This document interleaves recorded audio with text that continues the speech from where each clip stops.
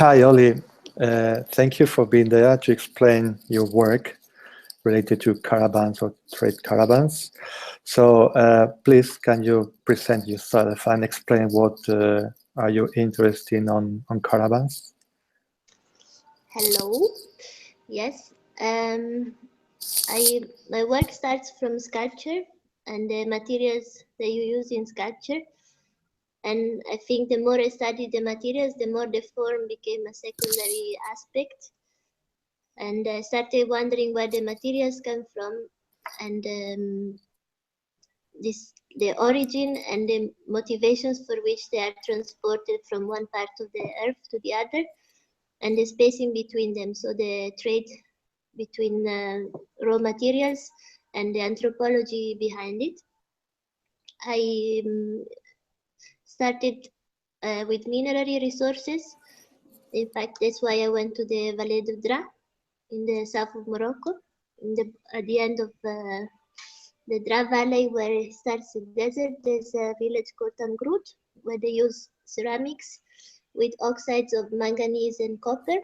So I started studying the area and the mineral resources of that area, and the influence also of Jewish techniques. And I was obsessed with the idea of who writes history. And because if you see different sources of ancient history of the area, they're all very different according to the culture that wrote them. So I started imagining materials as an objective source of history. And this was the first part, and it's very fascinating technically as well, how they use these materials to make things that could be exported. So how this culture of materials then was transported through the Atlas to the markets of Marrakesh and then north. And the second aspect I studied was the Yusefia Valley, where they have phosphate rocks. And these phosphate rocks can make tadelact. There was another very important technique. It's a very important technique in Moroccan architecture. It stays quite local, but it's also quite fundamental resource. And then I started thinking, I found material about this exchange that was happening between Morocco and Ireland, where they were during the Saadian dynasty in the 1500s. After the Battle of the Three Kings, the Al-Qasr Kibir battle,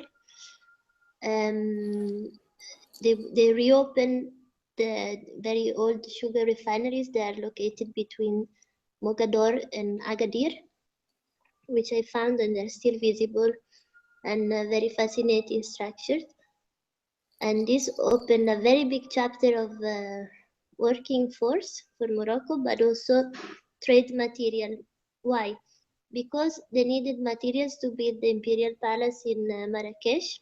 So they started intersecting all the markets with the Silk Road that was arriving in the Mediterranean and all the axis of the Atlantic Ocean.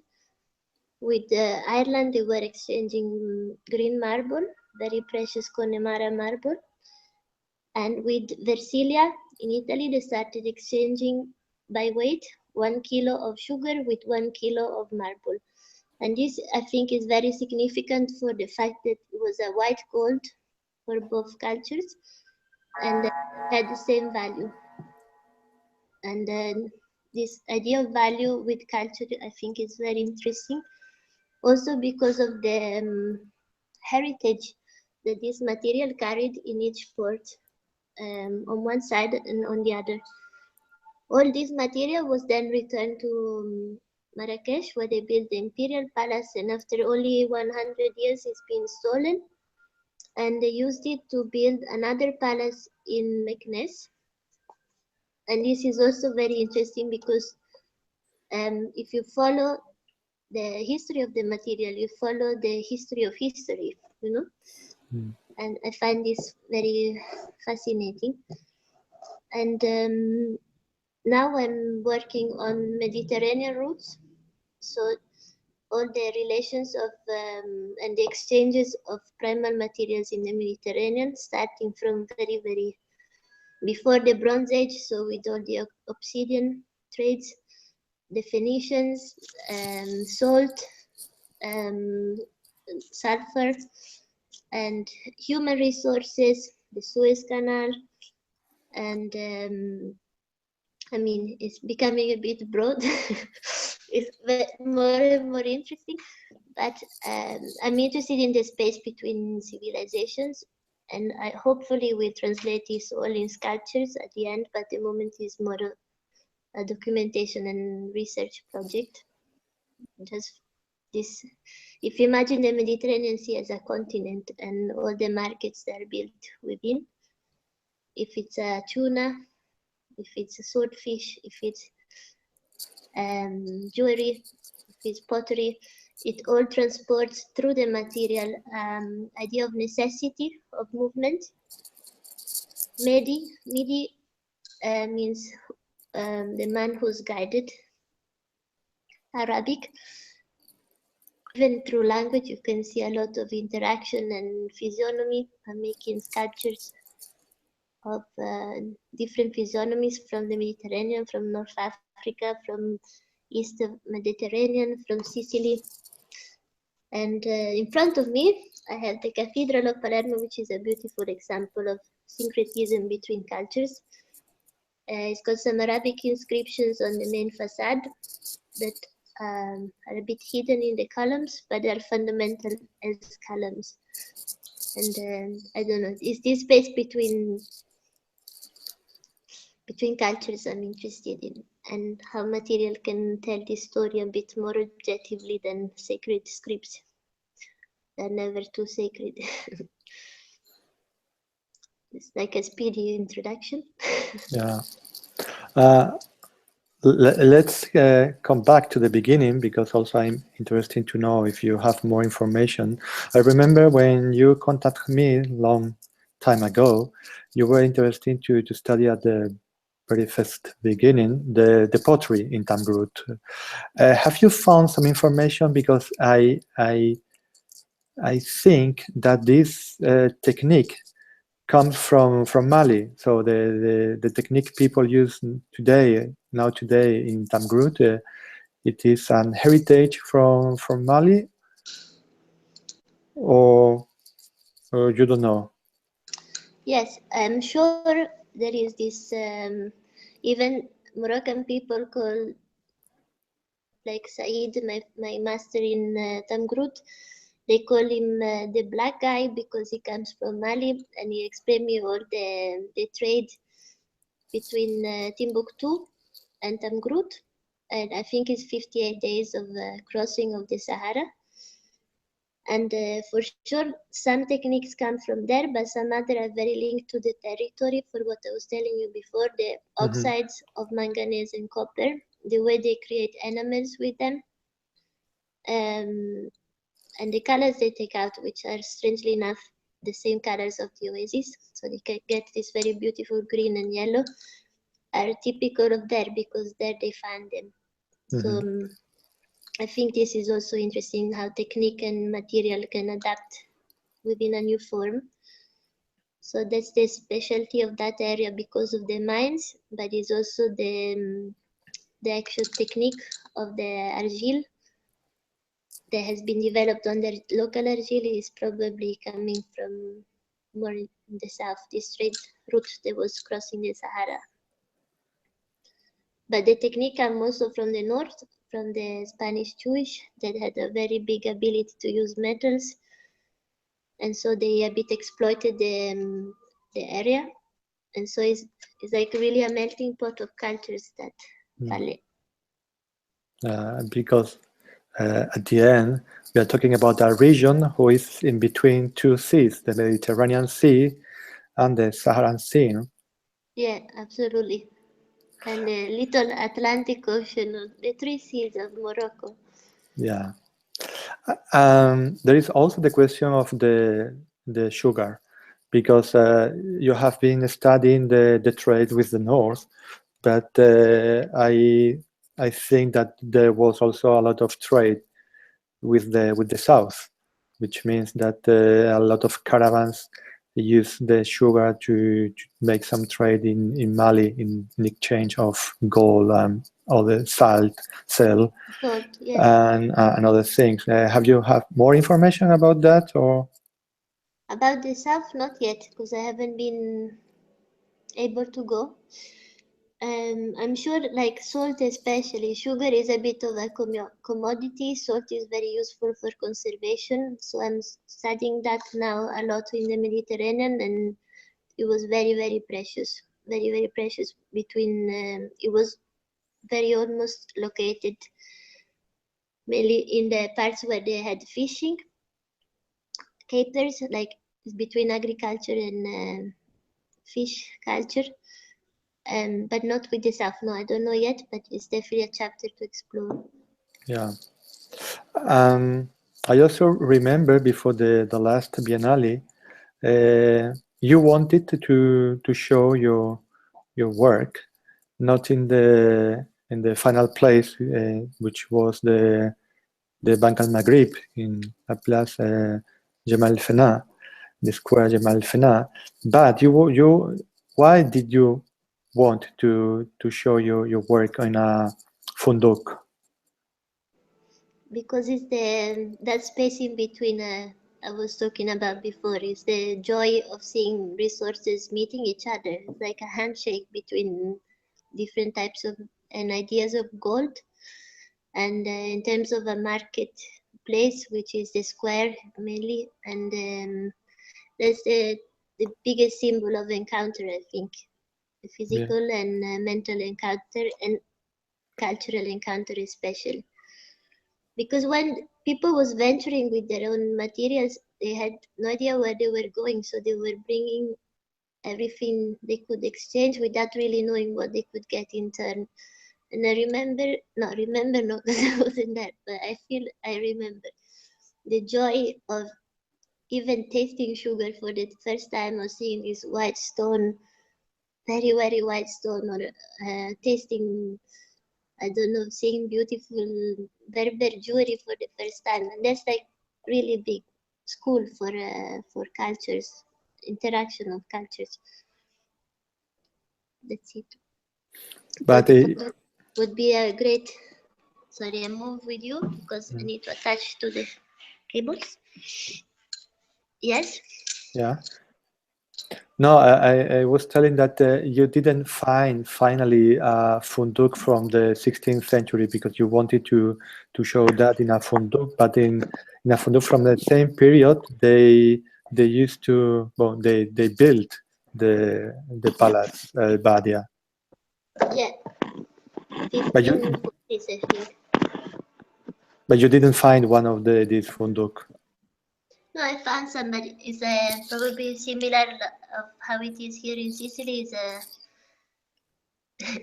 you encounter politics at one point, and you encounter I don't know, a little type of, it's a bit more complicated when you get to institutions. Just that. Yeah. It was a very big challenge, this installation, because we had 2,700 kilos of sugar, 1 meter cube of marble, and I wanted them to be the same weight, and to bring this material in the Medina was getting a bit complicated and it was difficult even where we did it, but it was fascinating to get the bank because of course you see the value of the value is inside the bank, and also all the floor of the Bank Al Maghrib era, it was Carrara marble, so it kind of proved the point somehow. But we have to find a funduk for next one. Yeah, in fact, I have been talking to other people like Pau and Bark Busheshi, and that will be great if we can find a funduk in Marrakech or in Fez, also because they were the two most important cities in that period, and we know that there are still architectural as the funduk related to the caravan trade. And maybe we can use one of these places for doing something in the future. maybe I don't know, but that's why we are also sharing our experiences to see how we can match them and how we can work in a specific place. So and tell us a little bit about your research now about the Mediterranean Sea, please.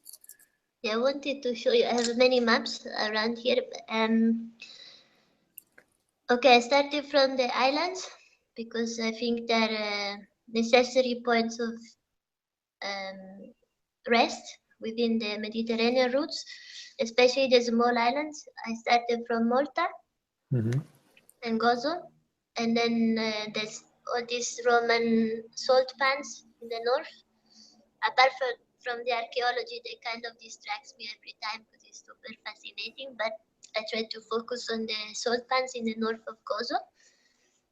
And then I went to Pantelleria, which is between North Africa and Italy, where there was the main settlements of obsidian, which was used in metal, like as metal to make tools and weapons, because it's very hard.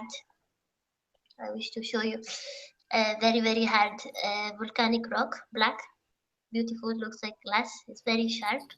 They say that you can count the atoms on the blade of obsidian for how organized it is chemically. This was, I found it everywhere, in every archaeological site in the Mediterranean there is obsidian because it was very big trade and we're talking about thousand years before Christ. After there was the advent of bronze, so we have all the tin, silver, copper in Sardinia and other spots of the Mediterranean, and that activated a lot of trade also from North Africa, from the Phoenicians, and blah blah blah. And then in Pantelleria there was no salt, so they were getting the salt from for conservation in Trapani and the south of Sicily. So I went to see that, and they're stunning and very, very different from the ones in Malta. Even though it's the same technique, same material, but it's completely different according to the territory. And the third I've been visiting is Favignana, which is another little island in the west of Sicily, which had a very, very big tuna culture. I think fishing is also quite interesting. It's a kind of trade because it's not a raw material trade, but it's a technique that is kind of adapting to necessity. I don't know how to say it better. And now this is more linked to contemporary research as there is a lot of Asian investments in, it's like feudalism in the Mediterranean and kind of use plotting territories in the Mediterranean and adapting to the movement of the resource of fish. That is quite interesting. And that is also in the east of Sicily, where I'm living in Palermo now. East of Sicily, we have the swordfish and all the techniques and maritime history. And there was a lot of, there is still now like one matanza, I don't know how you call it, but when they kill all the animals when they come to reproduce. And that's a joint venture between Tunisian fishermen and Sicilian fishermen that happens in a dry bit between the channel of Sicily. That for Tunisians is called Channel of Tunisia, but it's the same channel. And this is the beginning, but I'm gonna go to Greece and start exploring that area. And then next step is I will be hosted on a oil tank that travels between Gibraltar and Suez, and this would be interesting trade route to take on a very contemporary material ship. Quite scary, very scary. It's still a kind of discussion in the Mediterranean. And well, next week I will take the ship and go to Tunisia, hopefully, and see what happens there. I don't know. It's all like I feel like a trade route myself. I carry little fragments of knowledge, and I try to find more slowly. But maybe also those materials from the border from the coast, they were also used by caravans on the way back to the desert. No, or you don't have some, yeah, you have some information, or But when you talk about information, I wish no to be more objective. I have many encounters data? with people and archive material, but it's mainly discussion with people. That's my information, and is always subjective. As I was telling before, it's like who writes history is never agreeing with the others somehow, because you write your own history. I'm sure. Hello. Yeah. Sorry. Okay. Yeah. So no, I don't have specific information yet, but I'm trying to collect them. I gave myself 2 years of time to collect more information to then translate in the art and try to make art a container of information and not only an expressionist desire. And I'm sure they will bring in back materials. Is even Egypt, for example, they the Mediterranean, even though they found it like the last part of their territory, they had the Nile and the fertility of the Nile. They didn't even care about the Mediterranean until the Lebanese brought wood. And they said, Mamma mia, wood is very useful. And so they had to venture in the Mediterranean to go and outsource for wood because they didn't have any. And that was a push for them to move. And for sure, they brought back, apart from wood, other materials from the Mediterranean. Another interesting route is lapis lazuli, Afghanistan, Syria, Egypt, and inland to make mainly eyes of sculptures. So it was like a divinity tool to give sight to gods through sculpture. And there was one particular mine in Afghanistan, which of course I cannot visit at the moment, but I find very interesting that they were used for the same purpose, but for different religions and cultures, for the eyes of sculptures. And yes, I think it's like osmosis between resources, even inland. Yeah. I need to buy a camel. I almost found a fishing ship, and I have to get it. And once we have that and one camel, I can come inland with some material to carry with me, some salt. Well, you know that we have also the Kafila project, so you can join us if you want for the next one caravan, which is Kafila Thania, that we are going to do between M Hamid and Tirmat in Gelmim. So also it's a good experience to check how the caravans lived. The way of life of still a lot of people, a lot of knowledge now. And water source. That's very interesting. I think the way to you told me to find water in the desert and how to. I wanted to show you a map. I don't have it here. Yeah, I found a lot of cisterns even in the islands of the Mediterranean where they were collecting rainwater, and it's a bit the same problem our friends in the desert have. Mm-hmm. And I think water could be a very nice linking pattern also in terms of route drawing. And of course I will come to the Kafila on there for sure.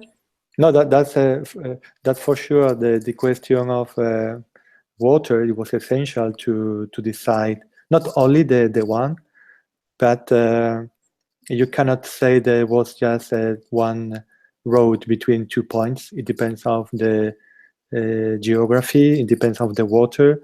And the water in the sense that if there are a lot of water in the river, you have to change the path, or if they have no water for drinking, you have to change. Another fact, it was the relation between the tribes. If there were problems with between some tribes, you had to change that. So that's why overall the relation between the tribes and the water could be decisive for the caravan route. Yeah.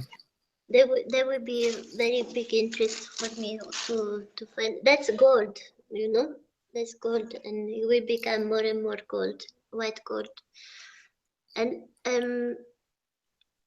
what I wanted to tell you, like, yeah, no, I will send all of us the information also about these water systems because they're quite amazing. I found in Pantelleria, which is a volcanic island with no water at all. There's no rivers, nothing. And the adaptation to the walk, as you say, is very, very important. We find even ways of transporting water. That's why we need the camel to bring the water with us. Okay, so well, as a first conversation, I think it's okay. So the other member of the group can have an idea what you are doing. Get confused with me. No, it's a general introduction. So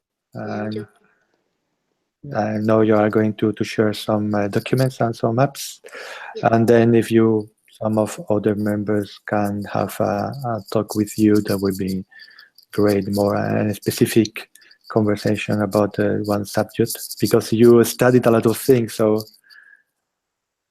interesting too. So, Olì, thank you very much. Thank you for your time. We will talk another day. Of course, and be in touch with all of us. It's a very important project, this one. Okay, bye. Ciao. Olì. Ciao. Bon.